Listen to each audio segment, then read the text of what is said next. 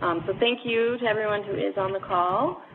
My name is Kalina Archambault. I'm the Deputy Director of New England VERC, and I'm just through a short introduction of this session and some logistics before Kate and Lisa get started.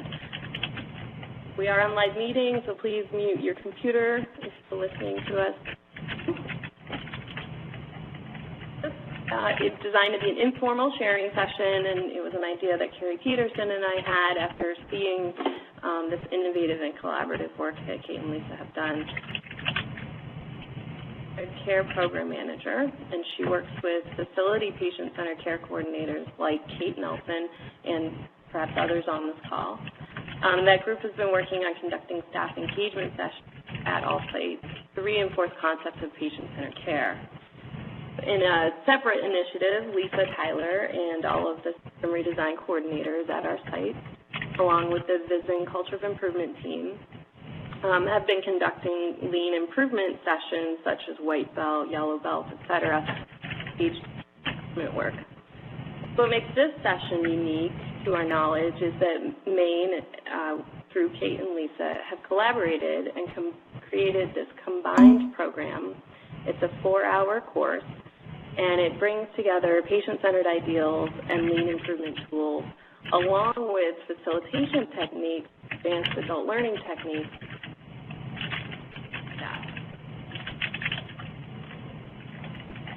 This combines the what of patient-centered care with the how of systems redesign. So they'll take us through their 4-hour program in about 30 to 35 minutes, after which they'll be happy to respond to our questions and comments. So we'd like us to hold questions until the end if possible. And so just before we begin, let's do kind of a quick who's on the call. Is there anyone from Connecticut? Yep, Katie's here. Hi, Katie, welcome. Anyone from Providence?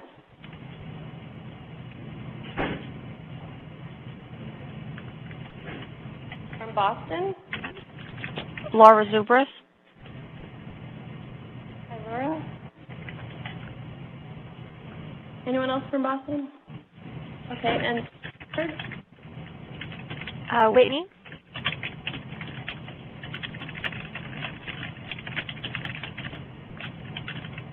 Anyone from Central Western Mass?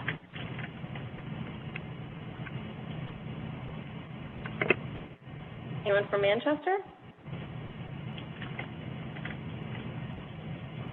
Anyone from White River Junction? This is Eric Shirley. You can count me for White River, North of Visden, whatever you like, or both. Okay, great. Thanks. Okay.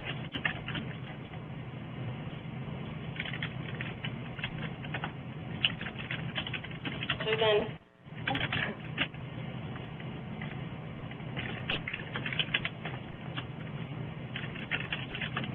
okay, and network employees, including the VERC? Hi, Kalina. This is Courtney Scala. Hi, it's Tom Gormley. Hi, it's Carrie Peterson. This is Christine, Tim, and Hannah. Hello. Okay, anybody that we missed? Okay, so everyone's had a chance to find their voice on the phone, and please feel free to ask questions. Joined us just in the last few minutes.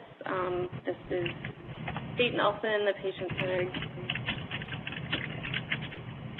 Tyler, the redesign coordinator at Maine, and they're going to talk us through their collaborative 4-hour program.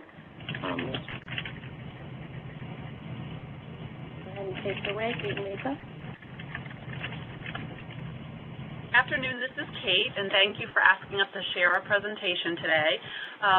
For Lisa and I, we've always worked collaboratively on projects, so this seemed like a natural extension. I was doing patient-centered care training, and some of the feedback I received was that we understand the what it is and the why it's important, but we don't understand how we're supposed to make this happen. So it seems like the next step to evolving this presentation.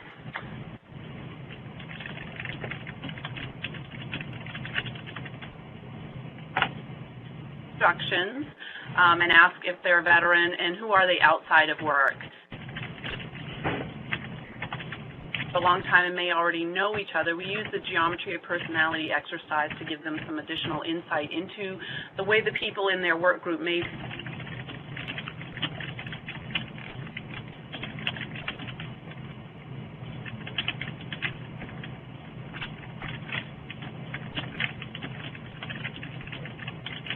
Hey, I'm sorry, if I could just interrupt you for a minute. There's someone who's typing, and it's quite loud, so you might want to just mute your phone, please. Thanks. So we just wanted to make sure that everybody had seen the geometry of personality, and if you haven't, that's something that we have integrated into our YFELT training here. This is Lisa. We got it from Ann Wilson at Central Western Mass, who used it in crew and then used it in her YFELT training, and I believe our crew program here uses it as well. So it's a really interesting, kind of fun thing to do with people, just to get them thinking about the different kinds of people you work with and how to work with them. So after we do that, we ask them to sort of reflect on their own style and how that might influence how they work with other people on their team. The next section, we get really into the meat and potatoes of patient-centered care, what it is and how it applies to everybody's work. We start with sharing the VHA mission, which interestingly enough, not one single person in my class has been able to tell me what the VHA mission is, which makes me really reflect on how can we ask them to carry out a mission when they don't know what it is. So we've used this as a jumping off point. And just reinforcing that our mission is to provide exceptional health care that improves health and well-being. Next, we start asking them some questions. It's a facilitated section. We ask them, what does patient-centered care mean to them? And can they think of any patient-centered care practices at Maine? Just to start breaking the ice, make it interactive, and facilitating common thoughts. Then we go into the official VA definition of patient-centered care, personalized approach to health care that prioritizes the veteran and their values and partners with them to create personalized strategy to optimize health, healing, and well-being. This is the VA model of patient-centered care. So we spend some time talking about the different elements, the practice and the experience, and how the veteran is at the center of everything we do. And we talk about how our iCare core values are the foundational aspects of achieving each of these elements. Next section is we really reinforce the idea that we are trying to move our healthcare system from a problem-based disease care model to a patient-centered healthcare model that most people would recognize as holistic healthcare. This is called the Components of Health and Well-Being model. It is actually being used as a tool in some VAs. They're piloting it as a project to work with veterans and focus on those things that veterans have control over themselves and that they can do themselves to influence their health and well-being, and how those tie together with conventional medicine and complementary approaches. We spend some time talking about how people change their behavior based on what matters to them and what is important to them, that most people will not change their behavior just because someone else told them to. For example, if you go to the doctors and they tell you you need to exercise and lose weight, most people already knew that when they got there, but they're going to go home and not change their behavior. But we use this gentleman and his granddaughter as an example to say that this gentleman is very attached to his granddaughter, and something that's very important to him that he's looking forward to is to be able to take this child to a professional baseball game. So we use that to drive changes in his behavior by asking him to practice going up and down the stairs at his house 4 times a day. So when he gets to the stadium, he'll be able to navigate the stairs, and to spend 20 minutes 3 times a week throwing a baseball with his granddaughter as part of a means of getting physical exercise and staying in shape while managing his COPD. Then we look at aligning that what we're asking these veterans to do with their health to the military mission. So in the military, they have a mission that they have to accomplish. They have a plan for how they're going to do it. The soldiers get training and skill building on how to accomplish the plan, and then they have supportive services to help them achieve that mission, which is the same model we're trying to use with their health care to give them a mission for life and health, a personalized health plan, training and skills to succeed, and then support and follow-up to see how they're doing and if they need any changes to their plan to be successful. This is a brief video that we showed about an actual veteran named Arthur Bowman, who is able to make this transformation with support of a healthcare team, his family, and a physical trainer. I encourage you to take some time to to watch the video. We're not going to show it today because we really don't have time, but it is quite inspirational. And to add to that, I mean, we will send all of these slides that you have, the videos, the links, speaker's notes, all of that sort of stuff we will send to Kalina, and she's going to put it on the COI SharePoint so everybody will have access to it. The next section we talk about is talking about the veteran experience and reconnecting to our mission. And this is talking about really making sure that we actually care about what we're doing. If we don't really care about our veterans and our work, we cannot make positive changes. And our veterans will know that we don't care when they engage with us. Because healthcare can be stressful and take lots of time and energy, healthcare workers are very good at protecting themselves by desensitizing themselves. So what we do in this exercise is we ask the people in the audience to get into small groups, together brainstorm some ways that we objectify our veterans and our patients and families when they come to us. And we give them some examples and say things like we refer to our veteran as the fractured hip in room 324 rather than referring to them as by their name.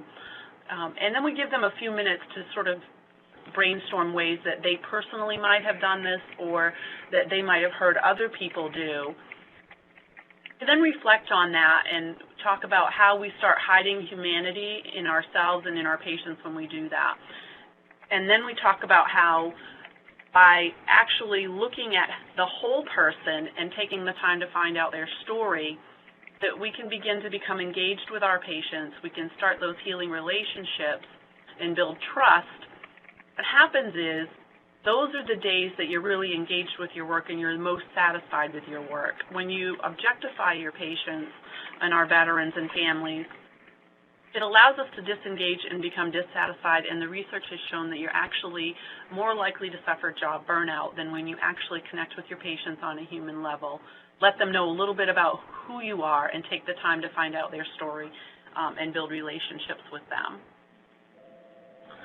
We're not going to show this video. This is a video from the Cleveland Clinic. It's an excellent video. It talks about empathy, and it illustrates the point that everybody has a story, and by taking the time to know their story, it will help us as healthcare providers to be able to help them meet their goals and accomplish their mission. And this is the primary, we recap our patient-centered care high points about carrying out the mission, personalized approach to healthcare, the practice and experience of patient-centered care, using the components of health and well-being, using those things that matter to the patient to drive behavior changes, and re-engaging with patients through stories and healing relationships to help them achieve their healthcare goals. So that provides the fundamentals for patient-centered care. At this point in the presentation, we generally take a brief break, allow time to set up for the second half, and regroup, and then we move on to the VA TAMIC section. And Lisa's going to walk us through some of that. Okay, so, we do the whole VA TAMIC, discussion again with them about, vision analysis, then focusing on the patient-centered care discussion we've had. We talked to them about, how do we connect vision analysis to our mission at the facility level, at the VHA level. And our analysis, we start thinking about, what do we have for baseline data? How have we connected veterans and patients into this when we are looking at what is the issue and where are we and, what are our best practices? And we start talking about how to identify problems, things about not jumping to solutions, talk a lot about identifying the problem, the root of the problem, and then Then we switch into the 5 whys. 5 whys we use are not necessarily the Jefferson Memorial 5 whys that are the ones that tend to use in Yellow Belt, and I gear this towards whoever's in the room. If we have a room full of, then we would probably go with the Jefferson Memorial or some other, example similar to that. But we recently had, the surgical team, a lot of surgeons and physicians and nurses in the room, so we went with this example of, receiving the wrong medication and asking why, and, do we stop at saying, well, the doctor wrote it wrong, or do we look at what really happened? Other examples about falls, and try to have it be more clinically relevant to people so that they can start thinking about that in their own work every day. And then we have them do brainstorming, where we ask them, if they're a single department, we ask them about their department. If it's a mixed group of people, they can do, each their own department, or at the facility level, or at their own work unit. What is one thing that you would want to improve?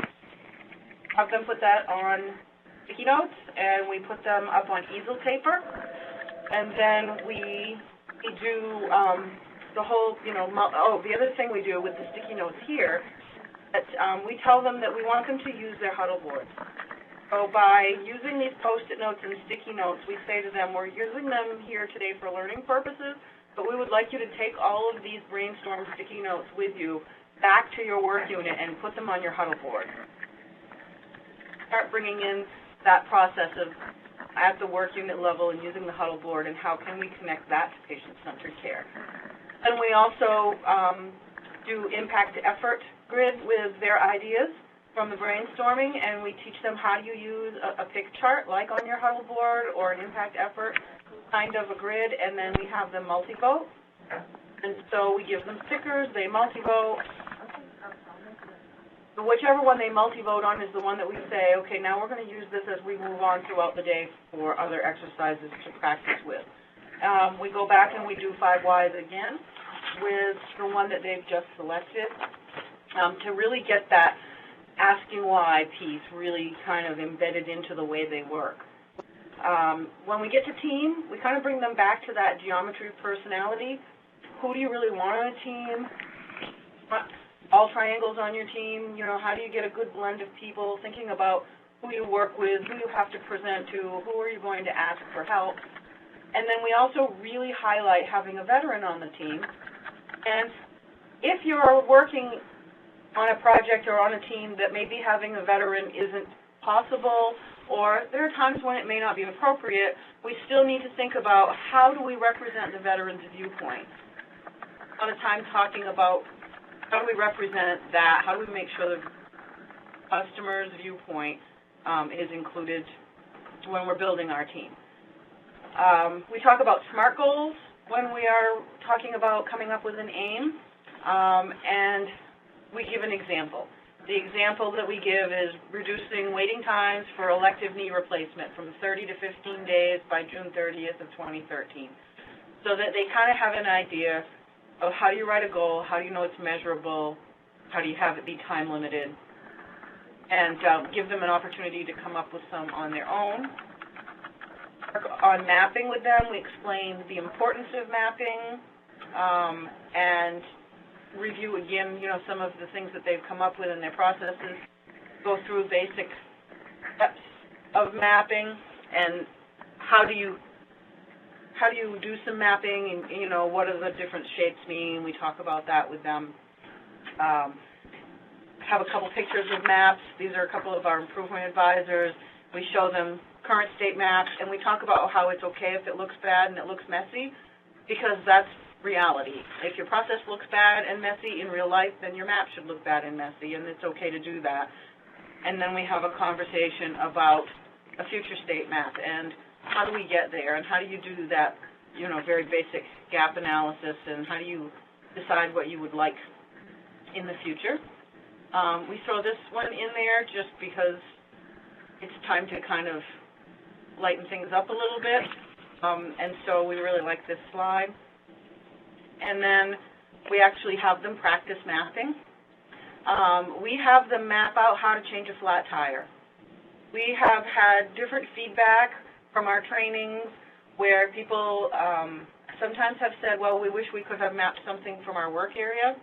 If you have a team of people who are all from the same work area, that is perfectly appropriate. But if you have 5 or 10 or 15 different people from different work areas, you can't map something that everybody would know how to map. And the point of the exercise is not that they come out with an accurate map, but that they learn how to map, regardless of what you're mapping. So we map how to change a flat tire. We map how to make a peanut butter and jelly sandwich. We just pick something that everybody has had some experience with, have some input into, so that we don't have people sort of sitting to the side saying, well, I don't really know how that procedure works or that process doesn't work in that department. Engaged. And then we slide back up. So while they're mapping, so knowing where your process starts and stops before you start mapping, and how it's very easy to get off into the weeds if you don't have a start and stop, if you haven't decided on that before you start mapping, that you can really end up with a map that the problem is. So we have quite a bit of conversation about that. We go over the downtime, the different kinds of waste, give them some examples. Just the examples, that kind of came with the lean slides. But we also use examples at our own facility, and people have really responded to those kinds of things where we are saying, we have seen here that is doing a project on waste they identified, this is what they're doing to fix it. They see this as transportation waste or an overproduction waste. So we try to around people who are actually doing work around these sorts of things and how that is going to then affect the patient experience. We do have a Voice of the Veteran conversation with them that we ask people about, do they like our services, do they not like our services. We do have the satisfaction scores that we receive from patients. One of the things that we have found is, it's really nice to have those. Sometimes they're not in real time. We do have volunteer services working with us for specific things that we're trying to gather information on, where they go around and gather real-time information by doing Voice of the Customer, Voice of the Veteran conversations, veterans on a day-to-day basis. And then one of the things that we talk to people about in this training is, have you ever been to a business where you either felt like you didn't receive good customer service, you weren't happy with the product or the outcome of your visit there, and what did you do about that? Many people, the majority of people will tell you they just never went back. And so that's something that we want people to be cognizant of, is that our veterans, especially the older veterans, are not from a generation of people who will complain. They will just seek treatment elsewhere. And so we need to make sure that we don't ever get them to that point where we're losing veterans because they weren't satisfied with the care and we didn't know what had happened. So we try to talk to people about being cognizant of those sorts of things. We talk about measurement, and we have in VA, we have the SHEP survey, which mirrors the local HCAP survey, which gives us patient satisfaction. And we use this information, we share with them at the very beginning of the presentation, before we start, when we're doing the geometry of personality, around the room on easel pages, different dimensions of care that people do their satisfaction scoring on with no data. Just put things like cleanliness, hospital environment, quietness, responsiveness of hospital staff, communication with doctors. There's 10 of them. Put those around the room on pieces of paper so people can see that those are the things that we are actually collecting satisfaction data on nationally, and that is an important measurement for us. We have not, at this point in the presentation, we haven't shared scores, just that know that these are kind of the domains where we're collecting. And then what we do is we do an activity with them where people are given green dots, divide them up into groups, and each $1,000 dots. And so then they have to decide, without any data, on kind of how they feel about something. Of the dimensions of satisfaction that we have on those pages around the room, what do they want to spend their money on? And so we don't, like I said, we don't give them any data, and they get to just choose.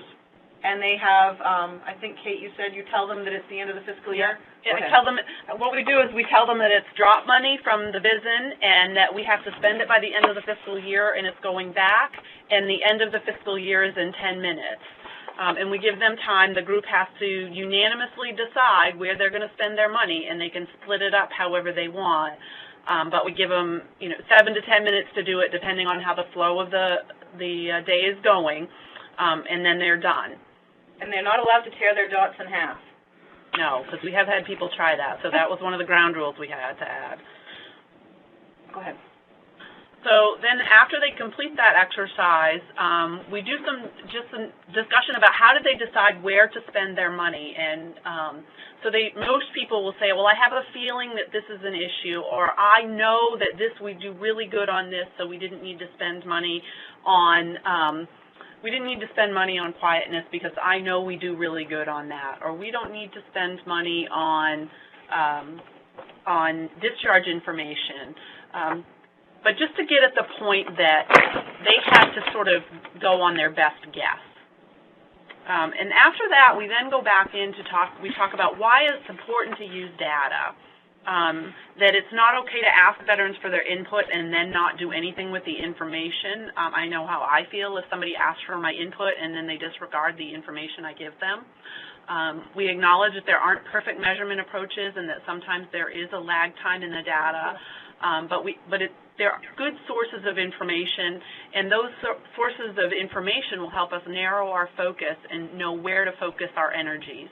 And if we really need information and we don't have it, we need to go out and get it.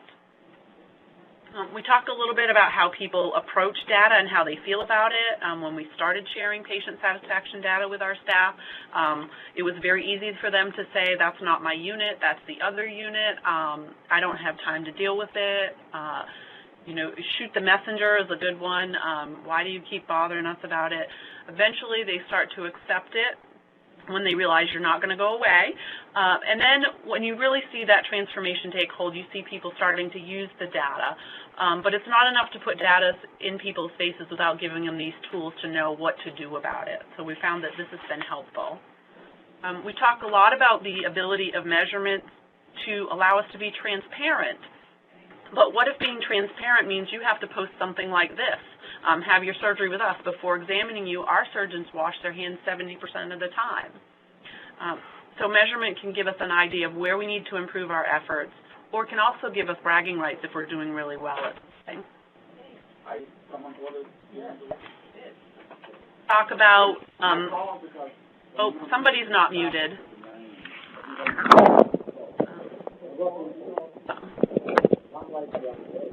So we asked for a show of hands how people think the VA does on pain management. And then we show that as a VISN 1 generally does very well in pain management when compared to other VA hospitals. We're actually the best in the nation. So that's something to be proud of and bragging rights. Right up until you compare us to other hospitals in the community. When you compare VA hospitals to the community, VA is in the bottom quartile of U.S. hospitals when it comes to patient satisfaction about pain management. So this reinforces the need for us to use relative data sources, that it's not okay for the VA to look at itself in isolation anymore, that we really need to be comparing ourselves and benchmarking ourselves against the best facilities in the nation.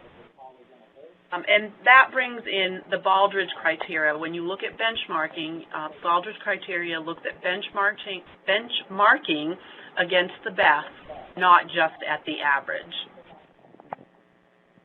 So, and then this last slide just breaks out individual facilities in VISN 1 for pain management satisfaction. Then we repeat the activity. It's the same activity we did before, breaking them into groups. We give them yellow dots that are $100,000, but we also give them a copy of the VISN 1 Patient-Centered Care Dashboard that shows how our VISN is doing and how each individual facility is doing when benchmarked against the top performing hospitals in the nation. So we go through the exercise again. We give them 10 minutes to complete this one because it does take a little bit longer when they need to evaluate the data. And then we talk about, we tally up where they spent their money the second time around, and we show the differences in the decisions that they're able to make when they have factual information to make a decision. When we use facts instead of feelings, that our decisions are more focused.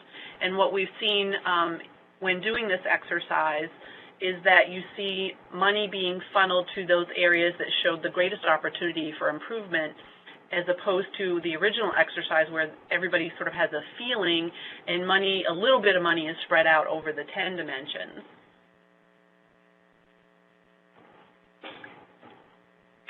So once they have made a decision about where they're going to spend their money, and we have this conversation about data and you know, how we would make decisions about things, we start talking about change and, you know, small tests of change, and how, you know, we are looking to not boil the ocean, to try to do things a little bit at a time, and small everyday improvements in their own work areas that are veteran-centered are much more feasible and much easier for people to do and have control over. And so we do that, and we bring them into PDSAs. And so at this point, we remind them that here at VA Maine, our ECF plan for all supervisors and leaders have that they will support and ensure that there are 5 PDSA cycles done by every work unit that they supervise. So we talk about PDSAs, how important PDSAs are, the whole process of change, and again, considering when we are doing the study part of that PDSA, that we are considering the veteran's perspective on the success of the project, and making sure that we have the data to support it, but that data includes the voice of the veteran. And then talking about in sustain, how do we make sure that there are hardwired processes? How do we make sure that, you know, if somebody transfers positions, if somebody leaves the VA, if somebody retires, how do we make sure that that veteran-centric process stays in place? And that, you know, we talk about how do you create buy-in. We talk again about doing PDSAs, and not just doing 1 or 2 PDSAs, but continuing with the PDSA cycle. We talk about making sure that when we collect data from things like the SHEP survey, that we share that with frontline staff and let people know how they're doing, and how do we reinforce positive behaviors to make sure that the things that they're doing that are very patient-centered are sustainable. At this point, then, we sort of give examples of things that we've done here in Maine, talk to them about projects we've worked on, talk to them about the patient-centered care grant money we've had in the past, the engaged work team funds we have now, and how teams have used both together to move forward with different kinds of projects. So we have before and after pictures.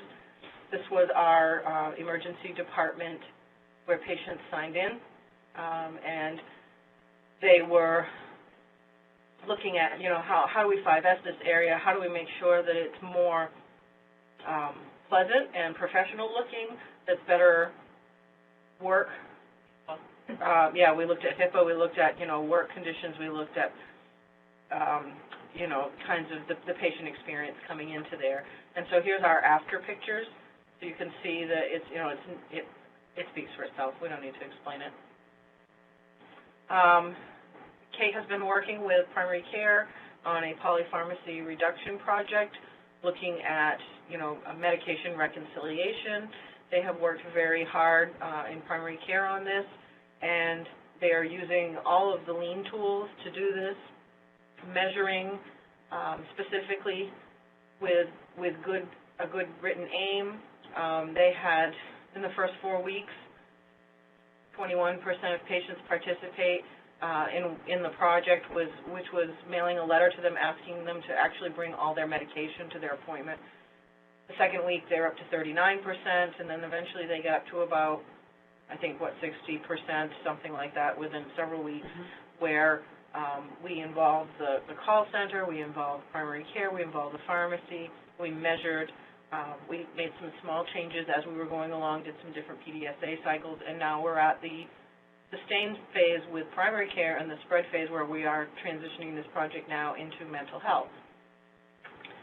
The laboratory, as part of our Quiet at Night initiative, which came out of the quietness of hospital environment domain, we had a Quiet at Night initiative that started with patient-centered care, and the lab wagons, those little carts that you see to the left, were very noisy, and that was one of the things that veterans identified as being very noisy. There was some patient-centered care grant money that the laboratory received, and they purchased a couple of the carts that you can see on the right. They liked them so much that they then used their Engaged Work Team funds to purchase more of them. So they have several of these carts now that have been standardized 5S. They're all exactly alike, so it doesn't matter which cart you grab, and they are silent. The wheels are quiet, everything on there is quiet, and so by combining those two things together, the patient-centered care Quiet Night piece and the lean tools, we have some very satisfied staff, and patients are finding that, you know, it's much quieter on the floors. So that's one of the other projects we've worked on. We have many that are ongoing that, you know, Kate and I would be happy to talk to you guys about at any time. So that, you know, this is our last slide where we talk about, you know, how one person really can make a difference, and that, you know, we need people to be accountable and to take action and to see themselves as someone who can be the person to do, you know, some small change. And then we give our contact information. And that kind of finishes up the 4-hour training. There's a lot of pausing and questions in between. We try to keep people moving and use accelerated learning. It is a facilitated training so that we do stay on time. We start on time, we end on time. We use flip charts, and we, you know, teach people by demonstrating the skills of facilitated conversations. And we will open this up for questions.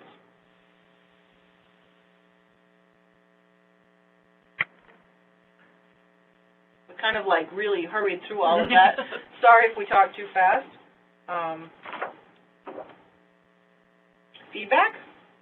This is Eric Shirley. I'll start with a question. First, thank you very much for doing this. I really enjoyed it. And the question goes back to more towards the beginning of the presentation where you talked about personalized health plans and personalized health inventories and all. Intuitively, I really like that concept, and it sounds like it ought to be something that's effective. I also know it's something that takes a lot of time. For a patient to fill out a health inventory takes close to a half hour, and developing a personalized health plan is also very time-consuming. So the part of me that likes data asks the question, is there evidence out there that shows that doing these personalized health plans actually leads to better health or well-being? And I can't find the answer to that question, and I'm hoping somebody like you might know the answer. Well, I believe that the projects are still in the research phase through the Office of Patient-Centered Care and Cultural Transformation. Intuitively, I would like to say that if you take that time to find out what matters to the patient, you get better outcomes, and I think there's some literature available that leads to that, but I don't know that it's hard and fast hardwired into practice yet. And from a lean perspective, I would say that it is very similar to a team saying we don't have time to work on this improvement work, whereas if you take the time up front to do the stuff that may be a little painful and time-consuming, then, you know, what you end up with as a result is a much, you know, better flowing process. So with a patient, you're taking the time up front, but then maybe you're saving time into the future because you are proactively working on their health care and they're going to not need to come in as often. My hope is to pilot that with home-based primary care, because it's a little bit of a different model and that it might be more successful there. Thank you. This is Tom Gormley. I really liked it a lot. I think you guys have done a really nice job. And my impression overall is that, you know, when we're teaching at this introductory level, we should always teach these two things together.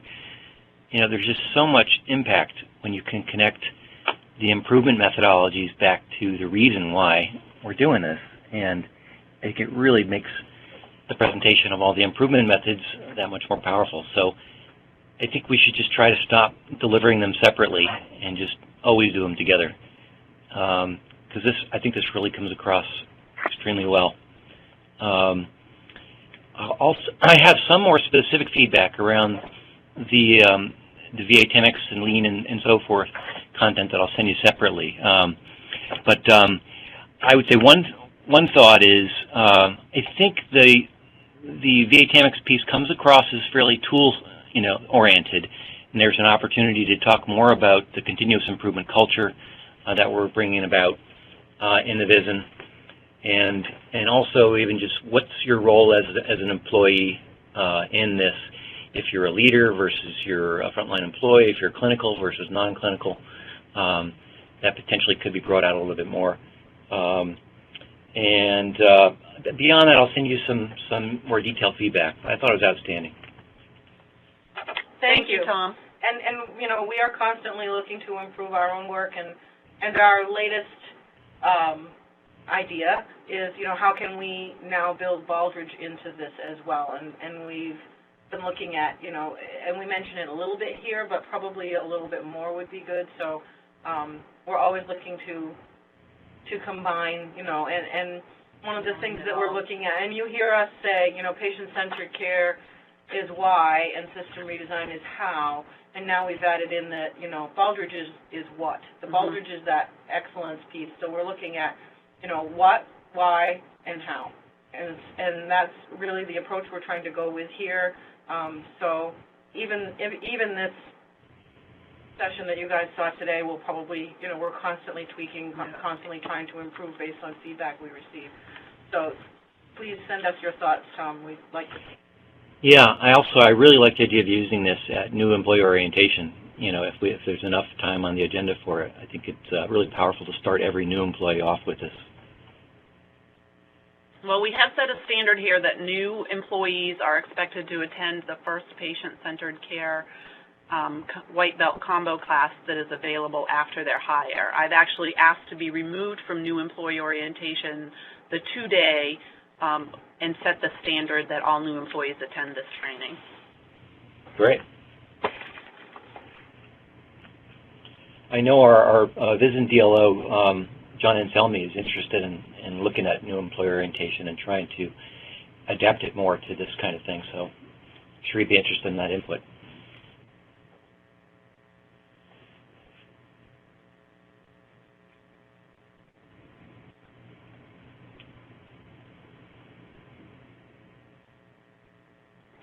Any other questions or feedback? One of the other things we're doing here is that, you know, we have improvement advisors that are part of our system redesign team. So Kate, you know, is a yellow belt facilitation, coaching, trained improvement advisor.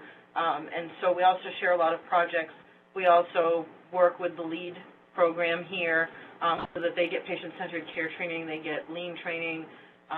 We coach them on a majority of their projects, and many of our improvement advisors are able to teach white belt because they're all yellow belt trained. So we're looking at, we have people who are trained to do the patient-centered care portion of this, and then we have people who can do the white belt portion of this. So we're looking to give improvement advisors and other staff here the opportunity to participate in more of a coaching faculty way. That gives them the chance to then be involved in a different way and look at this from a point of view as, you know, being an educator. So we're excited about involving other staff members in helping us to do this training because it's offered pretty often. And so we also cover for each other, Kate and I, for all different kinds of project work. And we found that almost, I think probably every project we work on here, somehow we manage to relate back to patient-centered care in some way.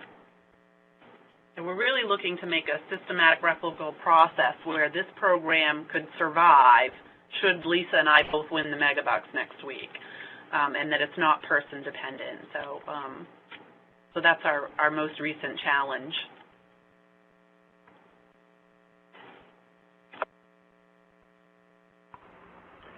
Hi, this is Bill. Sorry, I got on a little bit late, but I really like this kind of concept of combining the two. I think when we do kind of our white belt and stuff, we usually try to tie back that value to the customer and what does it mean towards the veteran. But I think being more specific and really tying it directly to that patient-centered care would definitely be useful, and we're definitely looking at how do we make some adjustments here with that. Because one thing I think we found is people have misconceptions about what lean is and about process improvement and how it really fits, and the more we can tie everything back, especially to the veteran and the care, I think is great. And Bill, and I really like this is Lisa, from the lean side, Kate and I both feel very strongly about data, and how important it is. And so one of the things that we both really found was extremely important to have in this training was the whole piece about, how do you make decisions? Do you make decisions based on how you feel, or do you make decisions based on data? And then giving them the opportunity to actually do that kind of drives home for them the changes that occur when you actually apply data and factual information to decision making.